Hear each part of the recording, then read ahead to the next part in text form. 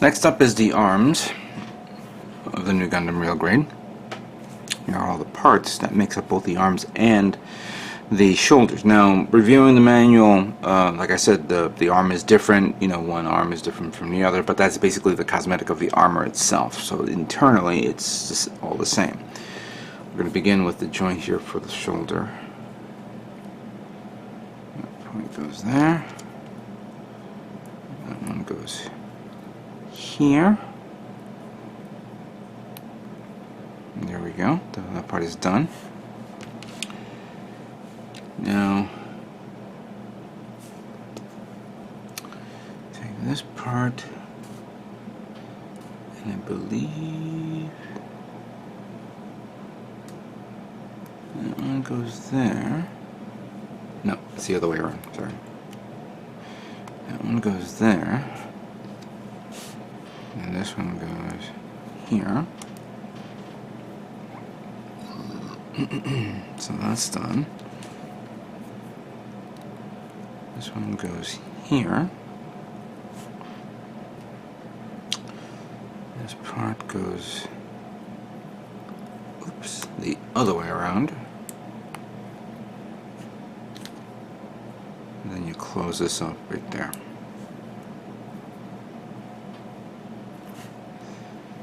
And then put this here. That's it. This part is done of the arm. This part is the assembly of the shoulder. Don't lose these little pegs here. These are the connectors for the side plate for the shoulder armors. So you put these two there. And then this goes here. Come on, get in there. There we go. And no, I did it wrong. It goes on the other side. There we go. So it goes there. And this one goes here.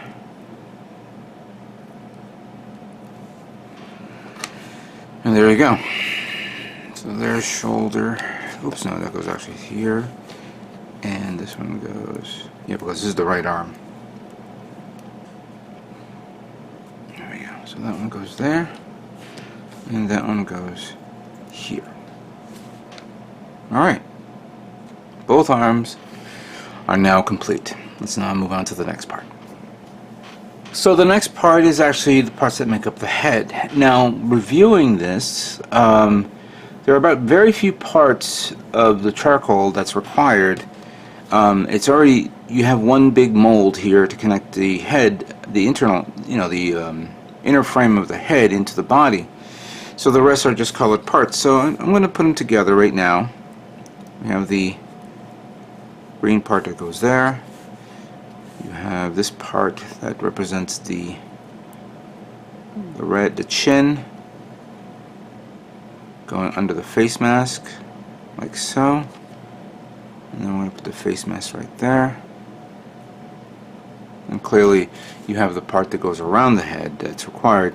But then now you can look at see that the eyes are there. So the stickers itself, you have a choice of either using the white sticker with the white eye, the black sticker with the white eyes, and then you could put on the metallic sticker over the eyes if you want, or put the black and green on it, and there you go. Clearly we're not using that, so, but this head is done. Let's put this big kit together and see how it looks overall. Alright, here's my inner frame of the real grade Nu Gundam, already complete. That's pretty nice. Good detail there.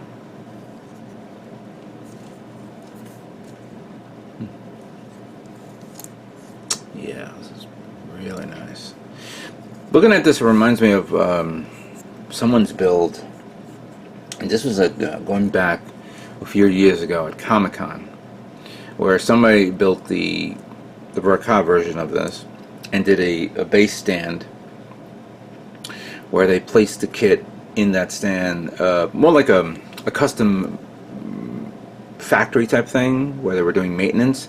So you had the legs and one part of the leg, one part of the arm, its armor removed, and I believe they got 1/100 scale figures. I don't know if it was from Wave, because I think I have those figures. I just don't know where they are. And the guy did a setup, a beautiful setup of a maintenance type setup for the Nu Gundam, which was great. I loved it. I loved that diorama. I think he won that year. I honestly believe he did. But I don't think he won New York Comic Con completely. He just won one of the categories. But it was beautiful. So if anybody remembers that time a few years ago, I may have to go in my library of photographs from all the years I went to Comic Con and see if I could find it and post it so you guys can see. Because it was a great build, absolutely great. So seeing that, looking at this reminds me of that. And look how well the detail is in the arms right here, and the structure of the entire arm itself. So it's like nothing is detailed, is not wasted here. If you want to expose this to to make a diorama scene, especially look at the legs right here going all the way down like that. And then of course the skirts is amazing because you have some great detail under there, if you could see that. And behind that here, the chest, not much in the form of the head, but what are you gonna do, especially at this size. Yeah, thrusters, good position, posability,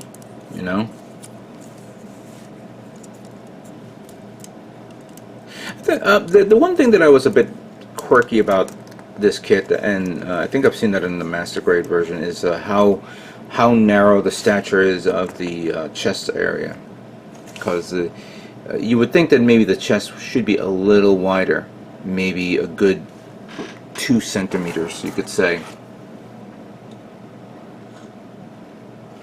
But I guess it's all selective to everybody else. And obviously there's more charcoal parts here, specifically the parts that make up the armor of the skirt here, and you have this part here that goes there. This is actually for the shield, of course, but since I've intertwined the heavy weapons part set with everything else, it's going to look like that. And then we have the detail for this massive booster shield type thing that goes right there. So yeah, this is going to be interesting. I'm going to continue cleaning up all the parts, sanding it down, making sure there's nothing missing there. I've already ordered the decals. Oh, wait, hold on a second. Okay, so this is the decals that I'm getting. This is from a company called, I guess, XY Decals. So after reviewing the other ones, I thought this is pretty much okay what I need. So I ordered it now. Don't know if I'll get it this calendar year, but I'll definitely get it. And once I finish building this kit, I'm going to gloss it, of course, so it's nice and shiny. So that way, when the decals come in, I'll just apply it, and it'll be, then I'll just flat coat it, and it'll be done. Or maybe I'll gloss it again, because I think this is going to be. I'm not pre-shading this kit. I'm just going to give it a nice color coat, so it's nice and shiny and pretty, very pretty. So yeah, this is going to be a really neat kit to finish up. And just to show you a size comparison of this, here is the Moon Gundam, but clearly, of course, this one's without its armor. So if it had its armor, it'd probably be maybe right up to there, and clearly it will have the funnels up there. And let us not forget its counterpart. Yes, of course, knocking it down. The real grade Sazabi, which I built. I believe last year, right? No, the year before. But I think it was last year. There we go. Sorry, I just want to make sure because this is that guy here. I just took them off my shelf just so you guys could see this. There we go. So there we go. So yeah, Sazabi being all nice and big and beefy, but that's okay. Nu Gundam with this HWS will be beefier enough for you to take on. Which now we're getting the real grade, not the real grade, the high grade version of the Nightingale, which is the the antagonist to the HWS version. So I'm gonna have to look into getting that, so that way I can have my Charles counterattack variation complete. All right. Let's continue on and clean these parts up and get ready for painting. So right now I'm in the middle of putting on all the parts on its trees and on the alligator clips. I'm sorry, not the trees. Yeah, alligator clips and the toothpicks, which I have abundance of. But I don't have abundance of this, so to speak. I've been busy with with the putting on the parts for the white and the off-white, and for the blue now I'm in the middle of doing the charcoal parts, putting on something like this, and now I'm realizing I'm running out. Can't use the charcoal parts. Can't use these alligator clips on the charcoal parts, or maybe I can, I don't know. But I need something to hold it so I can actually turn it around and paint this. This thruster I'm going to take off. I'm going to put it in here so I can paint it separately. Where's the other one? There we go. Actually, you know what? I need to take this, put that there, and this one there. And this I'm going to take off, but I'm also not putting it on. I got to review it because I didn't sand this down when I was assembling this. This torso needs to be taken apart because I got to get the blue out of this and the white here. I'll do that in a moment. And with all that done, I'm still not finished yet because I still have all these guys, the yellow and the reds, which I haven't even cleaned and sanded down. So this is a big mess of a work here that I gotta do, considering how it's all all real grade and not a master grade. I can imagine a master grade. I'll be here for months just trying to get that painted well. I think what I'll do is I'll work on the inner frame first, not touch the reds or the yellow or anything like that, just the inner frame, because that's going to be the one that's going to be under the kit and I don't have to worry about it. And then once that's done and that's dry, I'll take put it away, take out the take the clips away from it, and then apply it onto the other parts that needs it to continue on. Let me see something here. So that's that. And there were a lot of small parts which I was like, oof, I was afraid that I was going to lose because of how tiny they are.